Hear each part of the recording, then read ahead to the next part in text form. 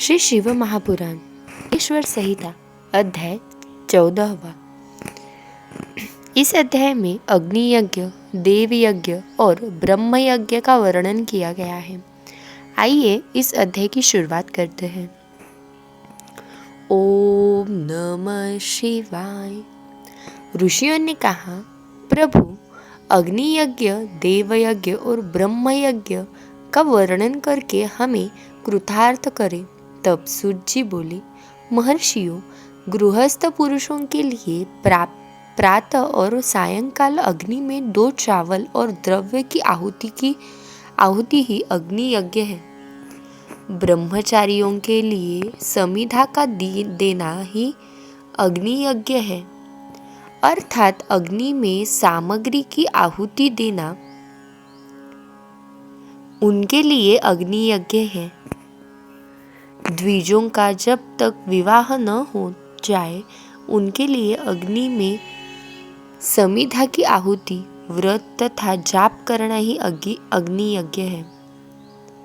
द्विजों, जिसने अग्नि को विसर्जित कर उसे अपनी आत्मा में स्थापित कर लिया है, ऐसे वानप्रस्थों और सन्यासियों के लिए यही अग्नि यज्ञ है कि वे समय पर हितकर और पवित्र अन्न का भोजन कर ले। ब्राह्मणों, सायंकाल अग्नि के लिए दी हुई आहुति से संपत्ति की प्राप्ति होती है तथा प्रातःकाल सूर्य देव को दी हुई आहुति से आयु की वृद्धि होती है। दिन में अग्निदेव सूर्य में प्रविष्ट हो जाते हैं, अतः प्रातःकाल सूर्य को दी हुई आहुति अग्नि यज्ञ के समान ही होती है। इंद्र आदि समस्त देवताओं को प्रातः करने के उद्देश्य से जो आहुति अग्नि में दी जाती है वह देव यज्ञ कहलाती है।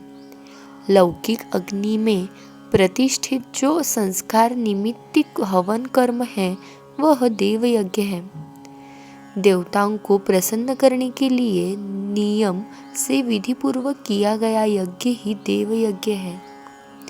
वेदों के नित्य अध्ययन और स्वाध्याय को ब्रह्म यज्ञ कहते हैं। मनुष्य को देवताओं की तृप्ति के लिए प्रतिदिन ब्रह्म यज्ञ करना चाहिए। प्रातःकाल और सायंकाल को ही इसे किया जा सकता है। अग्नि के बिना देव यज्ञ कैसे होता है, इसे श्रद्धा और आदर से सुनो। सृष्टि के आरंभ में सर्वज्ञ और सर्वसमर्थ महादेव शिवजी ने समस्त लोकों के उपकार के लिए वारों की कल्पना की। भगवान शिव संसार रूपी रोग को दूर करने के लिए वैद्य है, सबके ज्ञाता तथा समस्त औषधियों के औषध है। भगवान शिव ने सबसे पहले अपने वार की रचना की जो आरोग्य प्रदान करने वाले हैं। तत्पश्चात अपनी माया शक्ति का वार बनाया जो संपत्ति प्रदान करने वाला है। जन्म काल में दुर्गतिग्रस्त बालक की रक्षा के लिए कुमार के वार की कल्पना की। आलस्य और पाप की निवृत्ति तथा समस्त लोगों का हित करने की इच्छा से लोकरक्षक भगवान विष्णु का वार बनाया। इसके बाद शिवजी ने पुष्टि और रक्षा के लिए आयुर्कर्ता त्रिलोक सृष्टा परमेष्ठी ब्रह्मा का आयुष्कार कर वार बनाया। तीनों लोकों की वृद्धि के लिए पहले पाप पुण्य की रचना होने पर लोगों को शुभाशुभ फल देने वाले इंद्र और यम के वारों का निर्माण किया गया।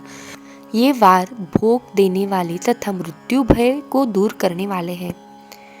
इसके उपरांत भगवान शिव ने 7 ग्रह को इन वारों का स्वामी निश्चित किया। ये सभी ग्रह नक्षत्र ज्योतिर्मय मंडल में प्रतिष्ठित है।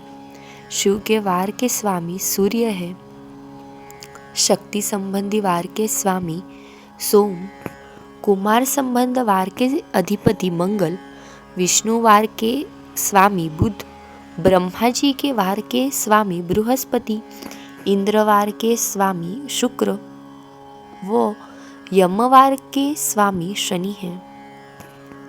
अपने अपने वार में की गई देवताओं की पूजा उनके फलों को देने वाली है।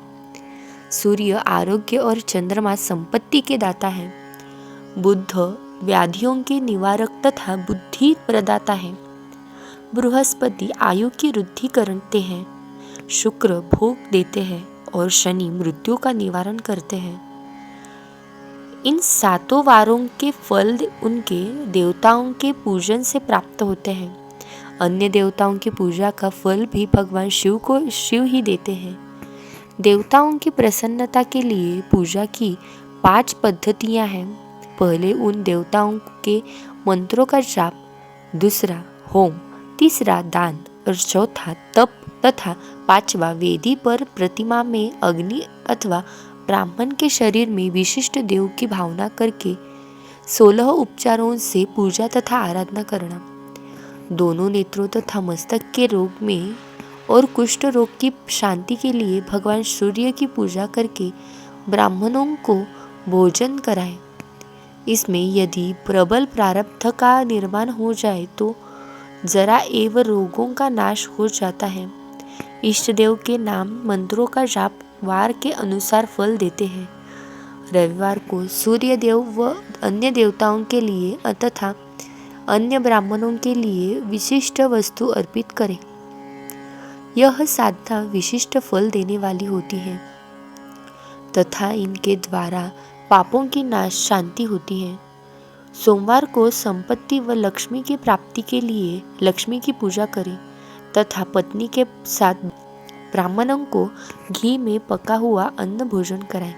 मंगलवार को रोगों की शांति के लिए काली की पूजा करें। उड़द, मूंग एवं अरहर की दाल से युक्त अन्न का भोजन ब्राह्मणों को कराएं। बुधवार को दधी युक्त अन्न से भगवान विष्णु का पूजन करें। ऐसा करने से पुत्र मित्र की प्राप्ति होती है। जो दीर्घायु होने की इच्छा रखते हैं वे बृहस्पतिवार को देवताओं का वस्त्र यज्ञोपवीत तथा घी मिश्रित खीर से पूजन करें। भोगों की प्राप्ति के लिए शुक्रवार को एकाग्र चित्त होकर देवताओं का पूजन करें और ब्राह्मणों की तृप्ति के लिए षडरस युक्त अन्न दें। स्त्रियों की प्रसन्नता के लिए सुंदर वस्त्र का विधान करें। शनिवार अपमृत्यु का निवारण करने वाला है। इस दिन रुद्र की पूजा करें। तिल के होम व दान से देवताओं को संतुष्ट करके ब्राह्मणों को तिल मिश्रित भोजन कराएं। इस तरह से देवताओं की पूजा करने से आरोग्य एवं उत्तम फल की प्राप्ति होती है। देवताओं के नित्य विशेष पूजन, स्नान, दान, जाप, होम तथा ब्राह्मण तर्पण एवं रवि आदि वारों में विशेष तिथि और नक्षत्रों का योग प्राप्त होने पर विभिन्न देवताओं के पूजन में जगदीश्वर भगवान शिव ही उन देवताओं के रूप में पूजित होकर सब लोगों का आरोग्य फल प्रदान करते हैं। देश, काल, पात्र, द्रव्य, श्रद्धा एवं लोक के अनुसार उनका ध्यान रखते हुए महादेव जी आराधना करने वाले को आरोग्य आदि फल देते हैं।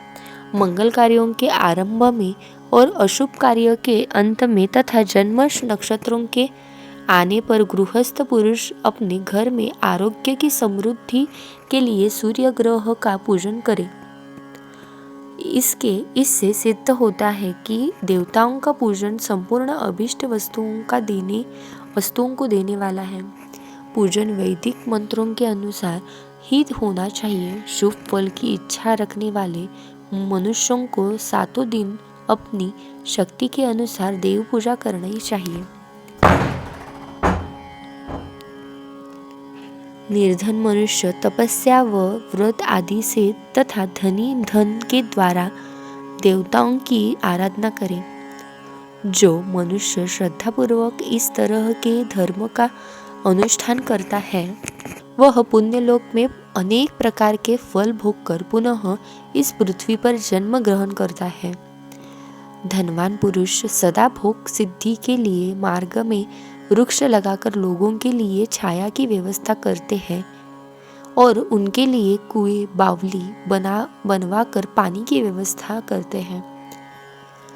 वेद शास्त्रों की प्रतिष्ठा के लिए पाठशाला का निर्माण या अन्य किसी भी प्रकार के धर्म का संग्रह करते हैं और स्वर्गलोक को प्राप्त होते हैं। समयानुसार पुण्य कर्मों के पाप परिपाक से अंतःकरण शुद्ध होने पर ज्ञान की सिद्धि होती है। द्विजो, इस अध्याय को जो सुनता पढ़ता अथवा सुनने की व्यवस्था करता है उसे देवयज्ञ का फल प्राप्त होता है। यह अध्याय यही पूर्ण हुआ। हर हर महादेव।